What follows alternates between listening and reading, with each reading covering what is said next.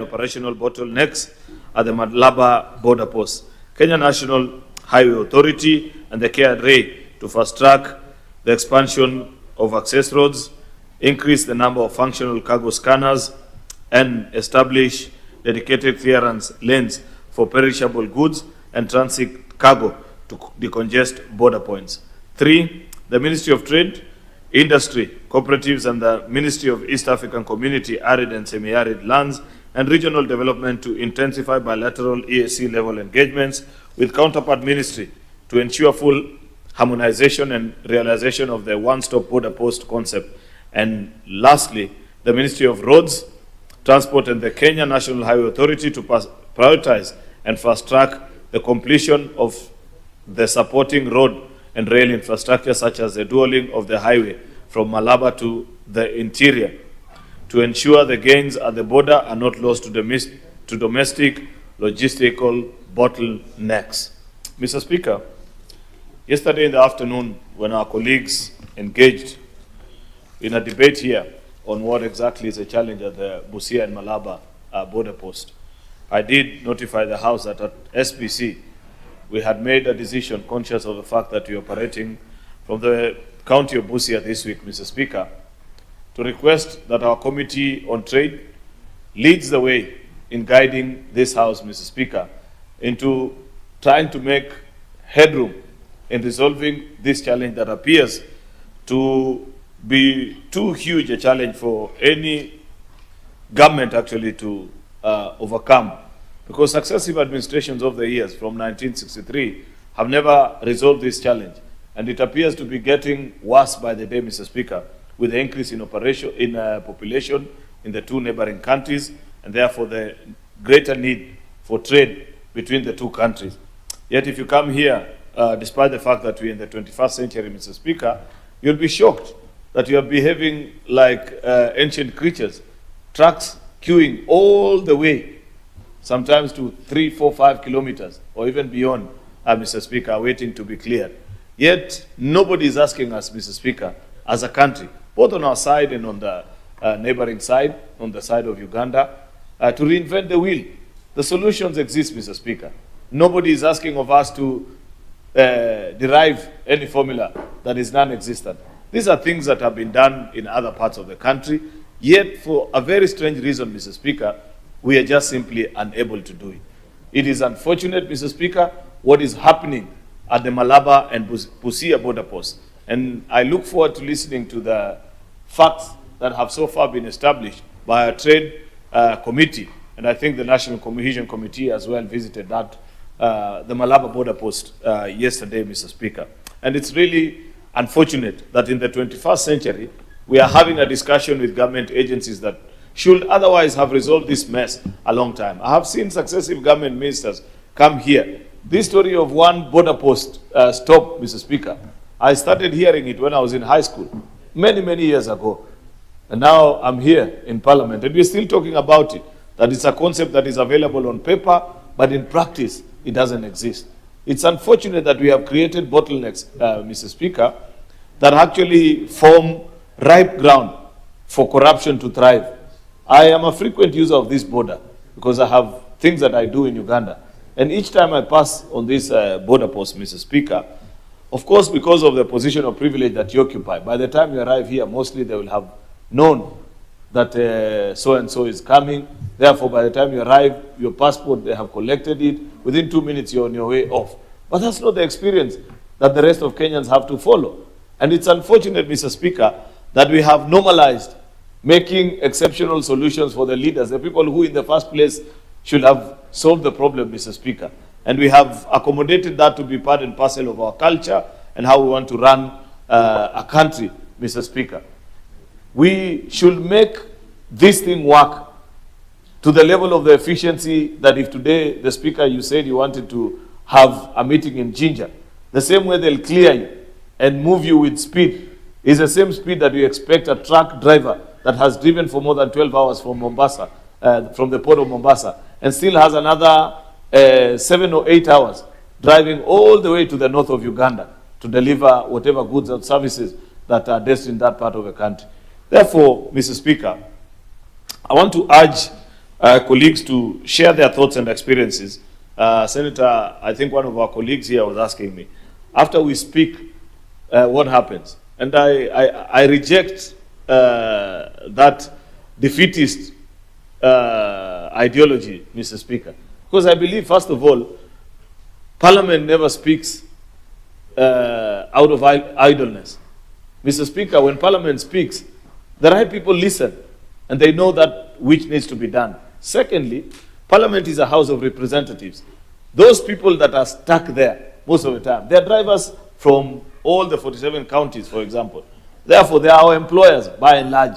The people that vote for us to come to this august house, and they expect that somebody will speak for them, Mr. Speaker. I don't know what is it that makes it so difficult. Perhaps maybe those that visited the border post this morning, we were being told, Mr. Speaker, I don't know why, whether by design or some conspiracy, that only the slightly elderly senators managed to wake up at 7:30 and were at Busia. All the young men, Mr. Speaker, nobody, Mr. Speaker, nobody arrived on time. So I want to congratulate Mr. Speaker, all the elderly senators that woke up. May the majority leader be heard in silence. Proceed, majority leader. Order, Senator Fernandez. Majority leader, proceed. Thank you, Mr. Speaker, for protecting Order, Senator Fernandez. You know the Senator Fernandez. You know. Order. You know the guilty are always afraid, Mr. Speaker. Mr. Speaker. Proceed, majority leader. So the point that I want to make, Mr. Speaker, is that I really look forward to listening to the elderly senators that made time to visit Malaba border post. In fact, what I will do, Mr. Speaker, because I am as guilty as charged, over lunch hour, I will forego lunch, Mr. Speaker, to go to Malaba border post, together with all the young members of the House, Mr. Speaker, who could not wake up at 7:30. Those who that made it, Mr. Speaker, we appreciate, Mr. Speaker. The point that I'm trying to make, if you've traveled across Europe, for example, Mr. Speaker, you know that the European Union custom practices, which we have borrowed so heavily from in the EAC protocols, Mr. Speaker, so long as either as an individual, as a good, as a service, you are into one of the territories, you move as freely as possible, Mr. Speaker, within all the member states. That is a vision that East African community has had since the days of President Moi, to the best of my recollection, Mr. Speaker. But nobody has ever checked and succeeded in moving this and making it a reality. The people of Uganda, the people of Tanzania, and all these other regions, Mr. Speaker, we are one people. We are separated by geographical boundaries that we never even participated in drawing, Mr. Speaker, that were drawn up in lands so far away. Yet we want to stick and adhere to them so much, Mr. Speaker, that we are making it difficult for us to trade and do business. You remember, Mr. Speaker, that in the year 2023, for example, after the signing of the ACFTA protocols, that the President flagged off the first commodities to be traded within the African Continental Free Trade Area. The tea that left KICC took 3 months to get to Accra. What kind of business? Who will accept to participate in such kind of a trade, Mr. Speaker? Unless we as parliamentarians, we as policy makers, the decision makers are intentional, Mr. Speaker, about speaking about these issues, engaging our colleagues, including, Mr. Speaker, our colleagues in the parliaments of East Africa. We are about to go to Uganda, Mr. Speaker, for the East African Parliamentary Games. And many times when we are engaging with our colleagues, we always remind ourselves that we need to integrate, deepen, and do all those things, Mr. Speaker. But beyond the sports, Mr. Speaker, I believe it is time that we have this conversation at leadership level, Mr. Speaker, and ask ourselves, surely, are we this inefficient? Can't we do better, Mr. Speaker, than the things that we see at Malaba? Why are we behaving like ancient creatures, Mr. Speaker? Yet the technology is available for a truck to be cleared in one stop, Mr. Speaker, from Mombasa and head all the way to within the East African community without all this nonsense of being stopped here and scanners and the rest, Mr. Speaker. Because we know that the technology exists, Mr. Speaker, to track a truck driver, to know whether they stopped somewhere, whether they loaded or offloaded, Mr. Speaker, the goods that they are carrying, whether they have misdeclared. All these fears that we have that are creating these bottlenecks, Mr. Speaker, there exist mechanisms and the technology to ensure that you beat that which you fear as a country, Mr. Speaker. Yet somehow, some way, we are unable to address those things. See the resolutions that we are even asking. Some of our agencies like KRA, Mr. Speaker, that just have scanners at work. Mr. Speaker, I don't know, but I suspect that maybe later on when we visit the second batch that is visiting, because the earlier batch that visited, much as we appreciate them for their industry, Mr. Speaker, if they were shown a dead scanner, Mr. Speaker, and all it needed is to power it on, chances are, Mr. Speaker, that they may not have realized that it's only an issue of powering it on, Mr. Speaker. But I believe that the second lot that will go over lunch hour, Mr. Speaker, you need to check why is it that these scanners never work, necessitating the need for people to move with paperwork.